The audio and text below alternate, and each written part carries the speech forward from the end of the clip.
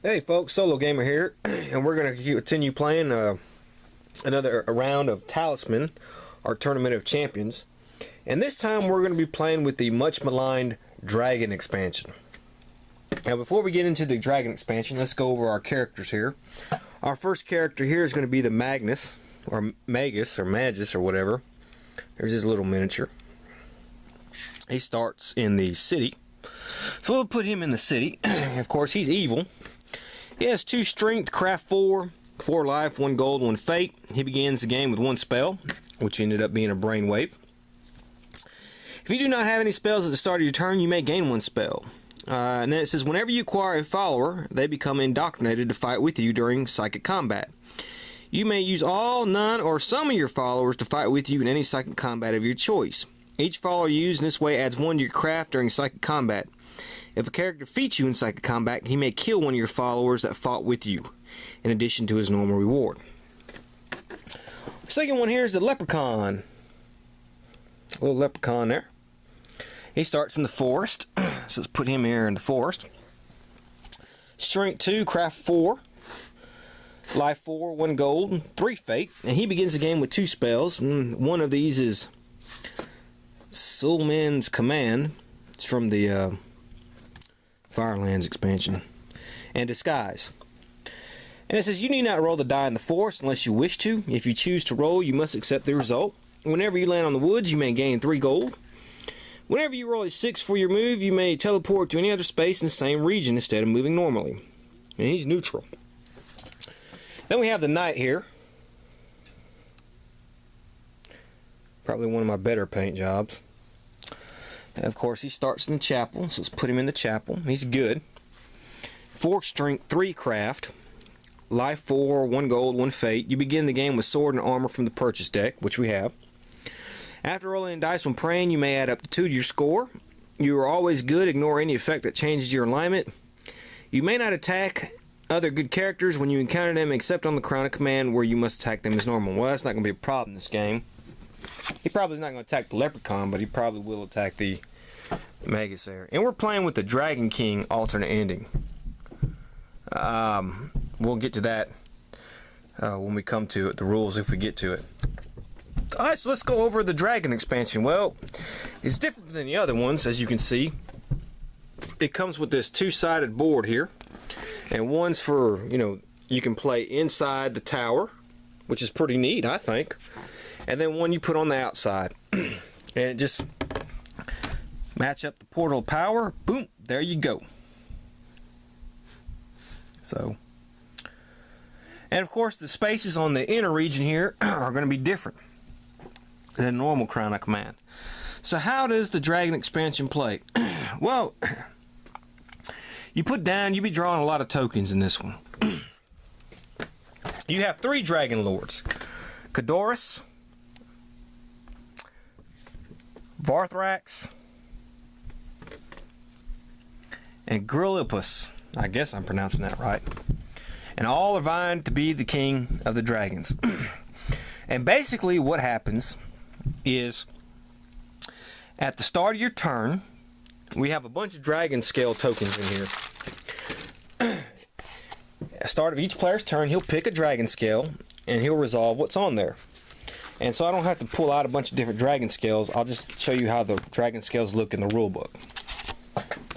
This one right here is a Dragon Strike. And what happens is the character who drew this token immediately draws 2 additional dragon tokens from the pool and resolves them in the order which they were drawn. If an additional dragon strikes are drawn, the character must continue to draw additional dragon tokens. After the dragon strike is resolved, it is discarded. So it's going to slowly, every time you draw one, you're going to take it out of the pool and it'll slowly diminish the pool. And then we have Dragon Rage.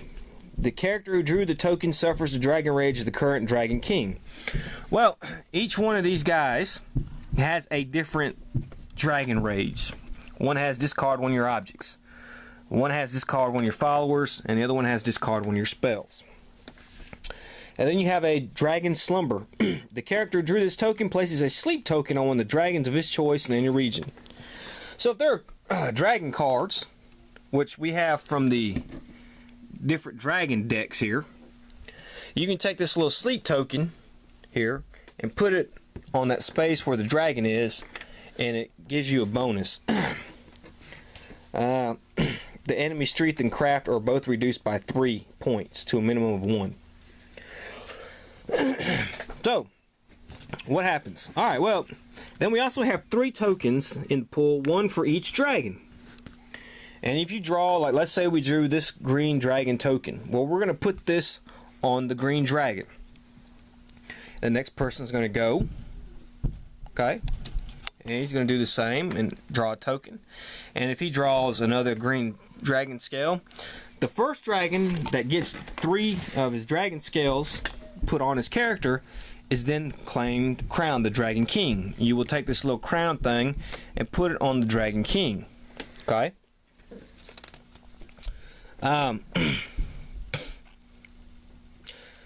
The king is going to be changing a lot in this game. It's going to be moving from one to the other. Okay? Yeah, I'm going to explain to you in a second. Okay. Let's say we have the 3. Let's say we had the 3. Let me find another green token here. Another green dragon token here. I can show you what I'm talking about. Okay, so let's say you put the 3rd dragon scale on the guy. He's got the 3 tokens on there. Okay. And he's crowned the new king. Okay, then you take off one of these scales and you put it on whatever space you were on. If you wherever whoever player drew it, you put the scale on that space that you were on. If it already has a dragon scale, then you're going to put it on the next space. And if that one already has a dragon scale, you're going to put it in the next space, etc., etc. for each dragon scale there is. So you could have a red one on there and a green one on there. You could have technically all 3. Okay? Okay. If every space in the region already has a dragon scale, the dragon scale is discarded and the character must suffer the dragon rage. Okay. And that way, the Dragon King changes. Okay, so characters in the inner region do not have to place a dragon scale on their space. All 3 dragon scales on the Dragon King's card are discarded, so you're not going to put any on the inner region. Okay? So that's basically it. So what happens when you take that scale and put that on that space, this guy's going to lose a scale, and that gains one of these others to get 3. To get the 3, and then you could put the crown on them, and of course they will lose 1 token, and you will put that on that space, and then the next one will try to get 3, and so forth. It's going to keep moving. Okay.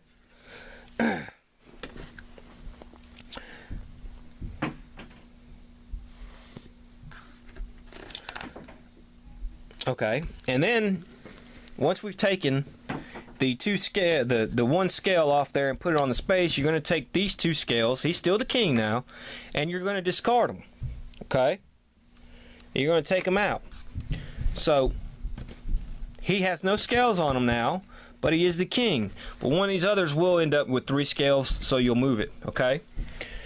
Now what happens with this? You're asking. Well, that's a good question. So let's say Leprechaun here landed on this space. Now, the Leprechaun can either encounter the space, or fight another person on that space if he wants, or encounter this dragon scale. He does not have to encounter the dragon scale unless that dragon is the king. So let's say this green dragon is the king and the Leprechaun moves on this space. Then he has to encounter this dragon scale. At that point in time, he will draw that king's card deck, the green one, see? And he will resolve what's going on the card. Okay? And that's how this game's basically going to go. So we'll get more, we'll put those back in there, and we'll get more into a little bit more in the rules.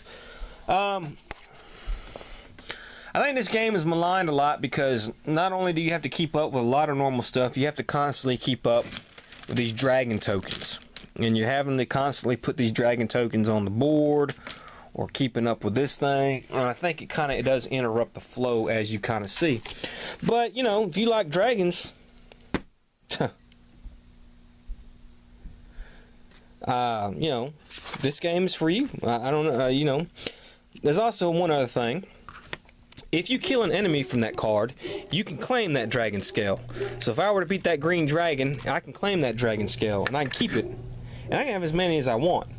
And what that's going to do is, if I'm about to suffer the draconic rage of one of these dragons, I can discard that token and not have to suffer the effects. Okay, or I can use it as a bonus to boost up my stats in battle or psychic combat. It'll add 1 point to my attack score if I have that matching dragons thing. You know, if I have one of the red ones over here, then I'm not going to get any benefit if I'm fighting a monster from the green pile. But if I'm fighting a monster from the red pile, I can discard it and get the benefit of that. So that's basically how that goes. So let's get the board set up straight and we'll come right back. Alright, now I guess we're ready. I'm going to put this alternate ending in there. And I was wrong about one thing, or I misspoke about one thing. If a dragon scale is on the space, like the green one here is on this space, and this is a red one, I'll put it on the next space. I'm not going to have a red and a green one on the same space. Okay? So let's get that straight there. So let me throw these in there. Mix them up real good. And let's get ready to go. We'll start with the Magus here. And let's roll for him. He rolls a 1. So we'll put him here. And he will draw a dragon scale. Let's see what he gets. He gets a red dragon. So we'll put that on the red dragon guy. See? And now he has to draw 1 card. Alright, let's see. Crawling hand. If you not kill a crawling hand, roll 1 die and move it that number of spaces. So it has a strength of 1. He has a strength of 2. And we're tied at 6, so he beats it. Okay, let's roll for the leprechaun. He rolls a 1. What is this 1 shit? Okay, let's move him here. Let's draw a dragon token here. And we have another red. So he's pretty close there. And he has to draw 1 card to the leprechaun. And he has to fight a winter wolf. And it has a strength of 1. And the leprechaun has a strength of 2. Ooh. Well, leprechaun's going to pay a fate token there. Ooh, so they tied. Okay, so it's a standoff. And now the knight. He rolls a 6. He's all the way at the city. Well, he's perfectly healthy with everything. Let's see. Let's let him roll a die here.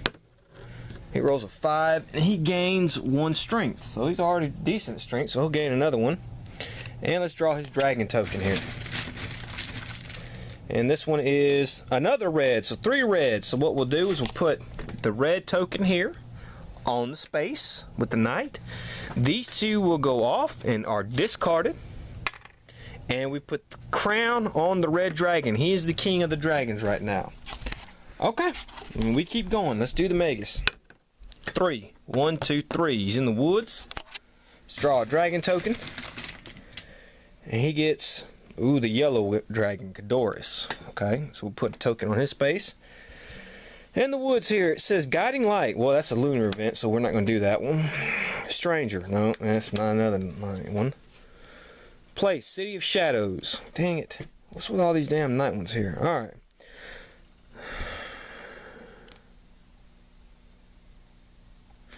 No, that's freaking... Okay, we have an arena. You may summon 1 character in this region to fight. Place the character on the space and attack him as if you had encountered him by battle or by psychic combat. Once the arena has been used, it crumbles to the discard pile. Okay, well he's pretty even with the craft with the leprechaun. He's 1 up on the craft on the knight.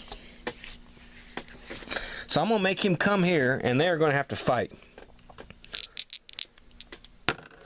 Ooh, well, he's going to pay a fate token.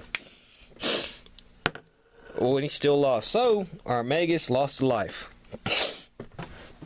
And then we get rid of the arena. Alright, and now it's the leprechaun's turn. He rolls a 4. 1, 2, 3, 4. He's in the woods. So let him draw a dragon token. This one is the green dragon again. So he draws one card. Alright, Spiteful Imp. Choose another character in any region and teleport to that character's space. You must then encounter that character. You cannot choose to encounter the space instead. The imp then teleports himself off to the discard pile. Okay, so he will go here. And like I said, we're all having a meeting over there. And we have to encounter the character. Now he's neutral, so I guess he could attack the good guy. Because he does have a higher craft than the knight, so let's see. Well, he beat the knight that time. So the knight loses 1 health, but he gets to roll for the armor. No, okay, so the knight loses 1 health. Okay. So it's the Magus' turn. Let's roll for him. He rolls a 2. And he's here at the tavern.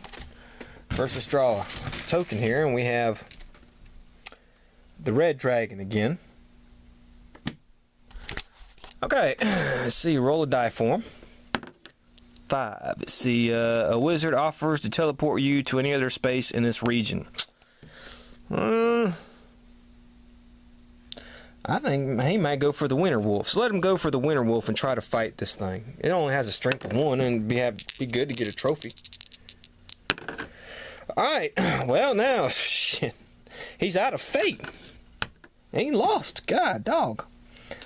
Okay, well that's terrible. Alright, let's do the leprechaun.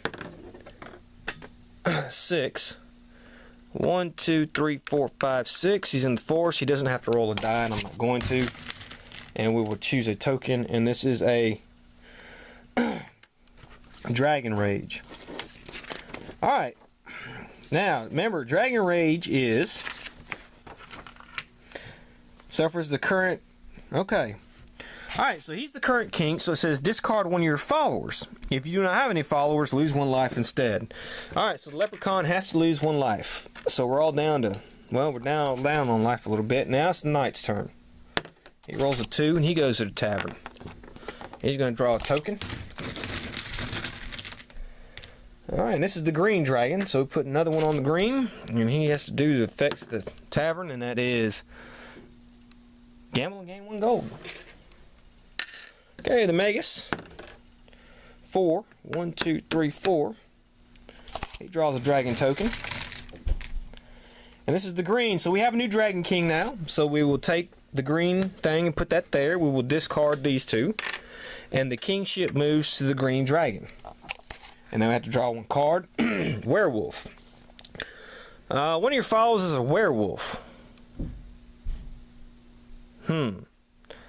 Okay, well that's an event. He doesn't have any followers. So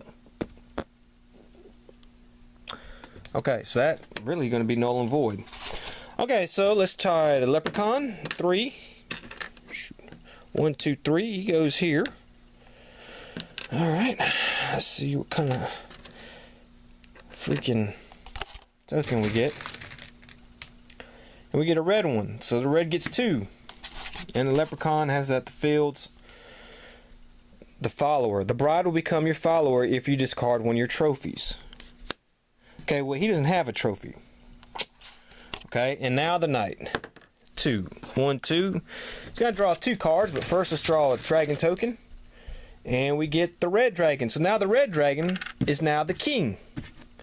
As you can see, the board's going to slowly fill up with dragon tokens. So let him draw 2 cards. Well, one of these is a hate monger. Roll 1 die for each of your followers. Well, we don't have any followers, but he does get 2 bags of gold. So the knight's rolling in the money. Okay, so this is SoloGamer. So what we'll do is we'll come back next turn and we'll keep playing our Tournament of Champions. So far, it doesn't look like anybody's going to get. I'm pulling for the knight. Let's just say that. I think the knight's going to win, but we'll see. SoloGamer saying, see you then.